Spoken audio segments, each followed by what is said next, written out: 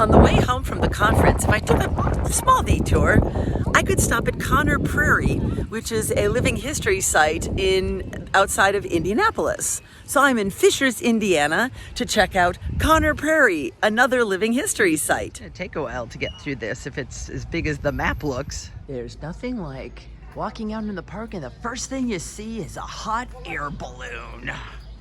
It must be feeding time. The goats are coming in. This was the way we came in, and we have a few dwellings here. Let's check out this first one. The door looks like it's open and inviting visitors in. Look at how the sides are made out of bark. Sort of layers of bark. Like one tree next to the next. I think the 3D element of it's probably a little hard to see on video. Let's see if we look at it from the side view. Yes, now you can see the different pieces of bark layered like shingles. And if we go inside, it's very cozy in here. Yeah, wolves are all over Indiana. Bears, mountain lions, bison, they were all here in great numbers. The gentleman who ran a trading post in the Lenape camp earlier in the 1800s made enough money doing it to with a great view of fields, built a great big brick house. Let's go inside. We have a front parlor here and the family tree. And then we have a front parlor, or the front central hallway. Can you say Federalist style house with the symmetrical placement of the floor plan, or the symmetrical floor plan? And we seem to be passing into the kitchen. Hello. This is quite the fireplace to cook on. Is this the oven over here on the side? The reason it's called a beehive oven, if you look on the outside of the house, there's a beehive shape. That's kind of like the modern day equivalent of a pizza oven for us. Okay. That's about 5.5 feet in length. They fit about 20 loaves of bread if they really need bread. 20 loaves at one time. That's a lot of baking. That's the kitchen door out the back of the house. And you can see that beehive oven that she was describing.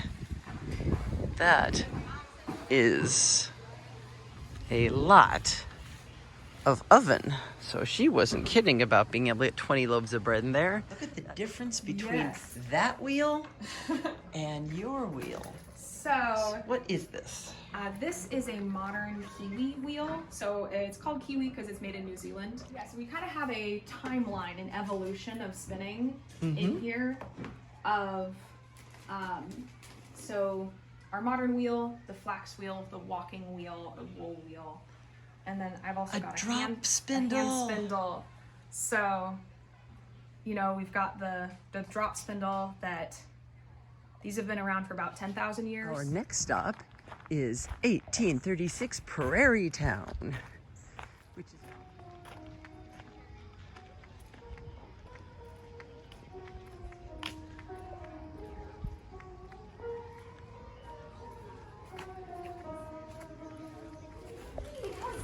Oh, I thank you. I do like applause. It's quite wonderful.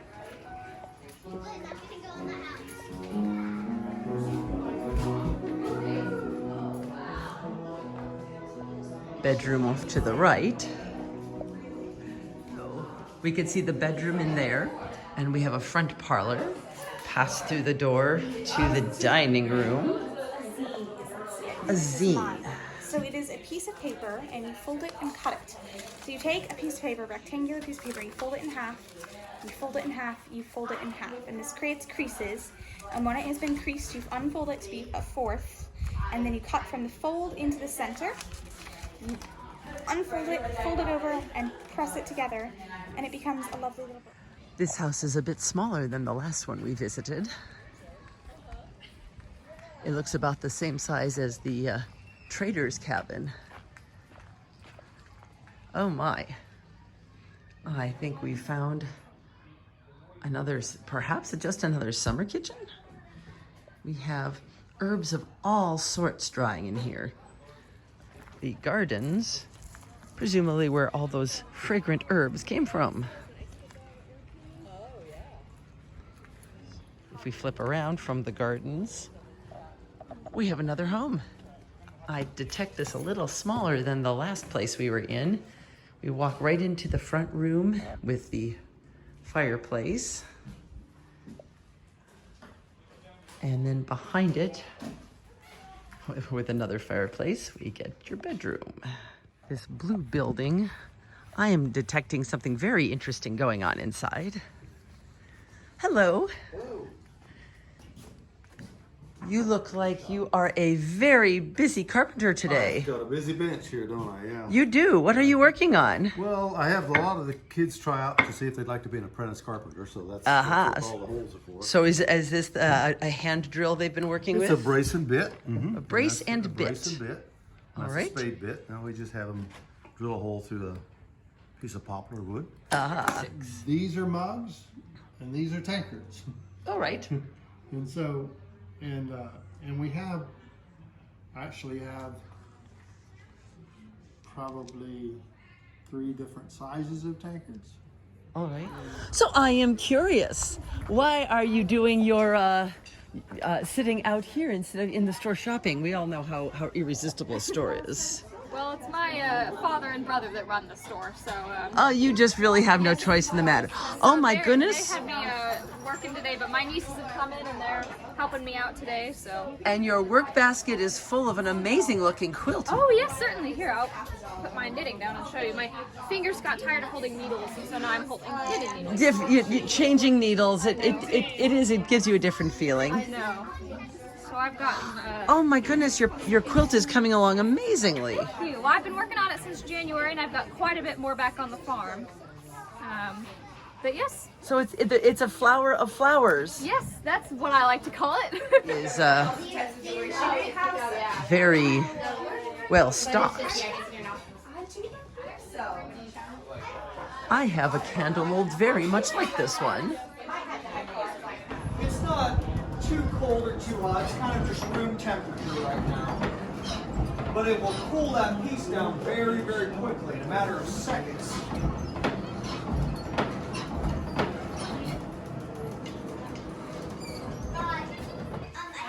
Peter, thank you for stopping by. What are you making? So right now I'm making some rivets. I just need a couple more of them. Okay. It's almost like a nail, but instead of driving into a piece like a nail would, this goes through and then compresses from both sides. So are they at the end of their workday or just on their way to start? They haven't been worked today. We just came up actually a couple of weeks ago. Couple of weeks ago. At the Golden Eagle, yeah. You're staying at the Golden Inn, and your husband's already working. Yes, oh yes, he has a trade. People want him to do things. He's good with his hands. Yep, we're cooking for all of our guests tonight, as this is an inn. How many guests are you expecting tonight? It's actually not very full tonight, so we probably have about 7 or 8. 7 or 8. That's still a lot of people to cook for. Plus my family, which is 6 more. So it only doubles the number of people. So it looks like you've been making biscuits or crackers here? Pardon me? You're making crackers here? Yes, and then we have some chicken I just need to finish off into a salad. Oh, that totally sounds delightful. We have a rhubarb pie. Just came out of the oven. Oh my goodness, look at that. And then we made, so here's my chicken. I just need to finish that off. Indeed. And then you can see why you need all the tiles. Cherry butter. Cherry butter, like apple butter. A lot of clay. Because All right. Indiana has so much clay. If you've been down to the potter shop. Oh my goodness. So a cob oven. So you've got an outdoor lump of clay with a brick and mouth. So you can bake outside in the heat. Stop. The 1860s and the Civil War. Going to enter the 1860s via covered bridge. Yeah, Morgan sure has made a mess of the town. But we'll get these telegraph lines back up. So we get greeted to town by a voice from the trees.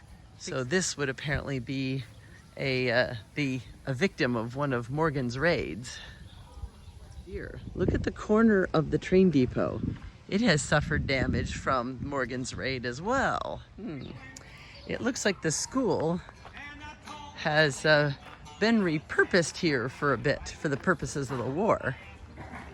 They have telegraph stations. So there's the numbers, and here's the alphabet with the telegraph keys. So while there's a gentleman singing on the front perch, we could try head through the back door. The front parlor is now quite the repository of field rations.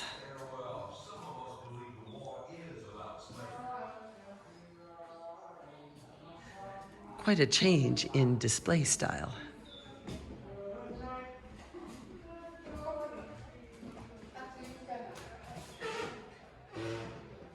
Here it is. Way down south in the land of traders, rattlesnakes and alligators, run away, run away, run away to Dixieland, where cotton's king and men are throttles. The Union boys will win them battles. Run away, run away, run away to Dixieland. They'll all go back to Dixie, away, away. Each Dixie boy must understand that he must mind his Uncle Sam, away, away.